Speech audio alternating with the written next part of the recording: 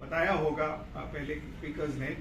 सो NEHTC का ये जो एक एसोसिएशन हर्बल लाइन से जो हम सेक्टर में हमने प्रवेश किया, वो एक इंसिडेंटल था क्योंकि हमारा पहले ऑफिस बामनी मैदान में था, तो अभी मैडम बैठते हैं, और एक हमारा माटी गौरचुक में है करीब 11 बीघा।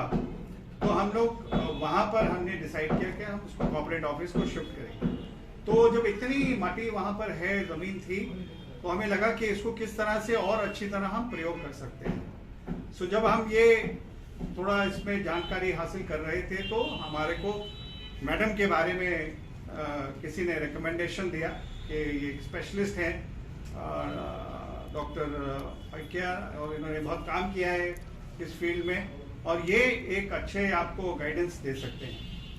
तो जब हमने इनको स्पेशली इनवाइट किया, जब वो बिल्कुल अभी डेवलप हो रहा था एरिया, और इनसे प्लान मांगा कि अगर हम इसको यहाँ करें तो किस तरह से हम इस जगह को मेंटेन भी कर सकते हैं और आने वाले समय में लोगों को ट्रेन कर सकते हैं यहाँ पर, क्योंकि काफ़ी जगह है वहाँ।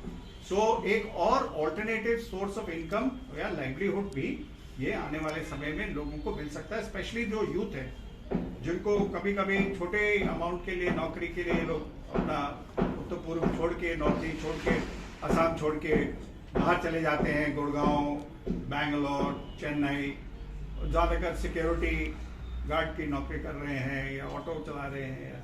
तो क्यों ना हम उनको यहीं पर इतना अपॉर्चुनिटी दें, इतना उनको एक नया एवेन्यू दें, ताकि वो अपना घर बार छोड़े बिना यहाँ पर ही रह के उतना आमदनी कर सकते हैं। सो आपको बताया गया होगा करीब 526 तरह के स्पीशीज असम में ही मिलते हैं। डेवलपमेंट कॉर्पोरेशन है ये, गवर्नमेंट ऑफ इंडिया का इंटरप्राइज है, और हम नेटफी की तरह हम भी मिनिस्ट्री ऑफ डोनर के एडमिनिस्ट्रेटिव कंट्रोल में हैं।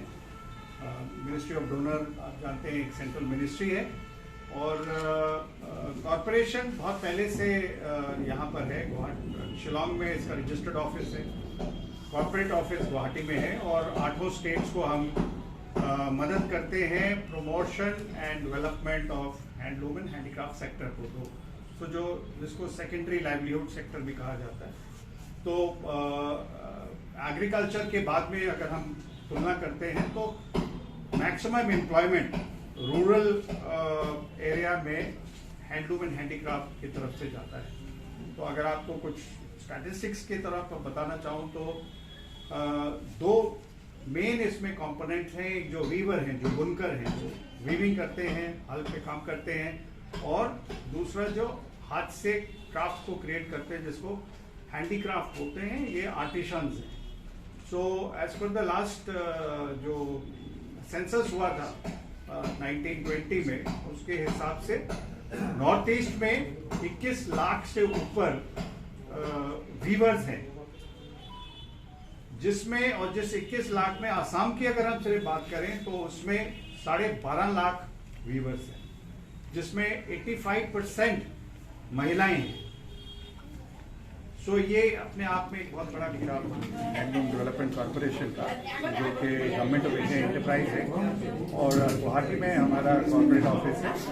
हम 8 स्टेट्स को हैंडीक्राफ्ट और हैंडलूम के सेक्टर्स में डेवलप और प्रमोट करते हैं। तो उसके साथ साथ हमें ये लगा कि यहाँ पर एक और बहुत पोटेंशियल जो है, जो रूरल बेस्ड हो सकता है, हर्ब्स से रिलेटेड, हर्बल, एरोमेटिक और मेडिसिनल प्लांट्स।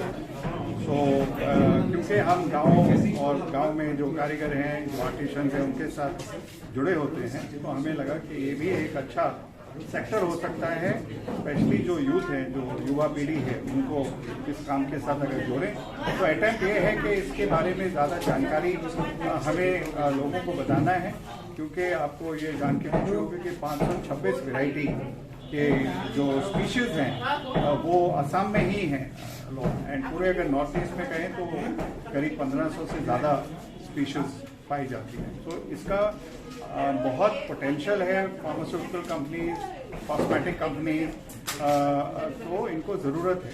सो अगर हम ज़्यादा से ज़्यादा लोगों को जोड़ें तो इसमें एक अच्छा ऑल्टरनेटिव लाइवलीहुड बन सकता है, उनको नौकरी भी मिल सकती है और एक कैश क्रॉप की तरह इसको हम इस्तेमाल कर सकते हैं। धन्यवाद।